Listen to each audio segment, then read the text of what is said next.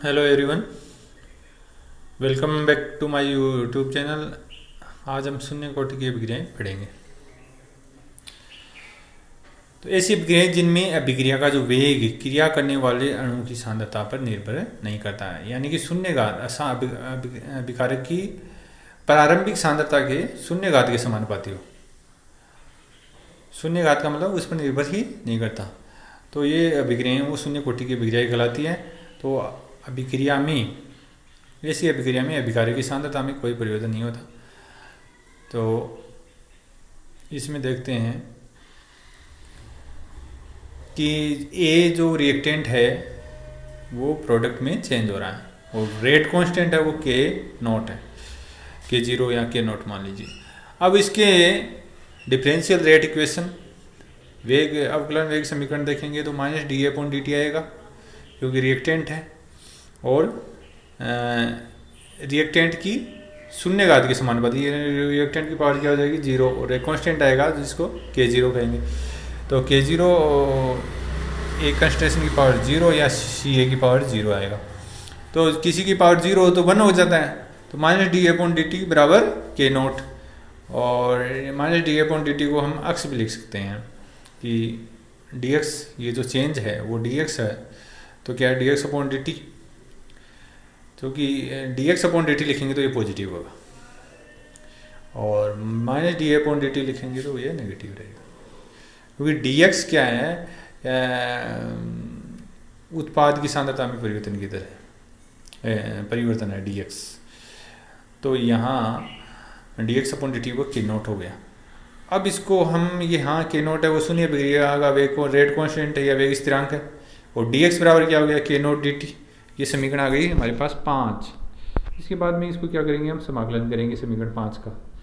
तो D x का समाकलन किया अक्स आएगा, और के नोट डी टी का, तो के नोट क्या है कांस्टेंट है, तो कांस्टेंट बाहर निकालेंगे और डी टी का समाकलन करेंगे तो टी आएगा, और एक कांस्टेंट ऑफ इंटीग्रेशन यानी कि समाकलन स्थिरांक सी और आ जाएगा। अब इस सी की वैल्यू याद करने के लिए हम क्या करते हैं कि जब टी बराबर जीरो होता है तो अक्स बराबर जीरो होता है, क्योंकि अक्स क्या है, प्रोडक्ट की सांद्रता है। अक्स है वो प्रोडक्ट की सांद्रता है। तो टी यदि शून्य है, यदि शून्य अभिक्रिया जब अभिक्रिया प्रारंभ होती है तो उत्पाद शून्य होता है। तो यानी कि टी बराबर जीरो है तो अक्स बराबर जीरो है। तो इसमें अक्स बराबर के नोट्स ये जो है उसमें उस अभिक्रिया में हम ये लिख देंगे कि अक्स की वैल्यू जीरो रखेंगे, टी की वैल्यू भी जीरो रखेंगे, तो सी की वैल्यू जीरो आ गई। और फिर सी की वैल्यू ये जो समीकरण 6 थी, ये एक्स बराबर के नोट टी प्लस सी, ये क्या है समीकरण 6 है। तो अब ये समीकरण 6 है, और समीकरण 6 से हम देखते हैं तो इसमें हम फिर सी का मान रखेंगे तो जीरो का मान रखेंगे तो वही आ गया अक्स बराबर के नोट के जीरो टी, और के जीरो बराबर आ गया अक्स अपॉन टी। तो ये समीकरण आ गई है हमारे पास 7। अब इसको ये वेग समीकरण का इंटीग्रेटेड फॉर्म है, ये समाकलित रूप है। अब हम आगे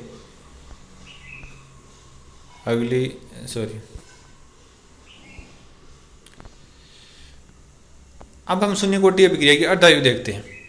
तो अर्धायु वह समय है जिसमें अभिकारक का आधा भाग उत्पाद में परिवर्तित हो जाता है। इसको टी हाफ या टी 0.5 से प्रदर्शित करते हैं। अब इस पर क्या, यदि मान लो प्रारंभिक सांद्रता है अभिकारक की वो ए है, और टी हाफ में क्या हो जाएगी a/2, तो अक्स बराबर हम क्या कर देंगे a/2। तो क्योंकि उत्पाद भी a/2 बनेगा, ये उत्पाद अभिकारक भी जितना ही बनेगा तो अक्स बराबर a/2 हो गया। तो a/2 अक्स बराबर हमारे पास था के जीरो टी, ठीक है। और अक्स की जगह हमने क्या लिखा a/2 से रिप्लेस किया, और टी को टी हाफ से रिप्लेस कर दिया। तो टी हाफ बराबर क्या आ गया a/2 के जीरो। तो ये यहाँ पर जो अर्धायु काल है वो अभिक्रिया की प्रारंभिक सांद्रता के समानुपाती होता है। यानी कि शून्य कोटि अभिक्रिया के लिए जो अर्धायु काल है यानी कि आधे उत्पाद है वो अभिकारक में कब चेंज, वो जो उनकी निर्भरता है अर्धायु की, वो अभिकारक की प्रारंभिक सांद्रता के समानुपाती है। यदि हम उत्पाद ये अभिकारक ज़्यादा लेते हैं तो वो आधे होने में ज़्यादा समय लगाएंगे, और यदि हम कम लेते हैं तो आधे होने में कम समय लगाएंगे। इस प्रकार से इसका है। अब अगले शून्य कोटि अभिक्रियाओं के उदाहरण में देखें तो ये अमोनिया है वो टंगस्टन की उपस्थिति में N2 हाइड्रोजन में वियोजित होती है। इसी प्रकार N2O का गर्म प्लेटिनम तार पर N2 और O2 में वियोजन भी शून्य कोटि की प्रक्रिया है। HI की यदि हम HI को यदि ओरम या स्वर्ण की उपस्थिति में H2 और I2 में जो वियोजन होता है ये भी एक शून्य कोटि की प्रक्रिया है। इसके अलावा H2 और Cl2 और Cl2 ये प्रकाश की उपस्थिति में HCl का निर्माण करते हैं। तो इस अभिक्रिया की गति का मापन, ये जो अभिक्रिया है वो भी क्या है, शून्य कोटि की अभिक्रिया है। तो मेरे ख्याल से शून्य कोटि की अभिक्रिया और इसके वेग जो नियम है वो समझ में आ गए होंगे। फिर भी यदि कोई समस्या है तो आप कमेंट बॉक्स में डाल सकते हो। वीडियो को लाइक करें और जिन्होंने अभी तक सब्सक्राइब नहीं किया वो सब्सक्राइब भी करें। धन्यवाद।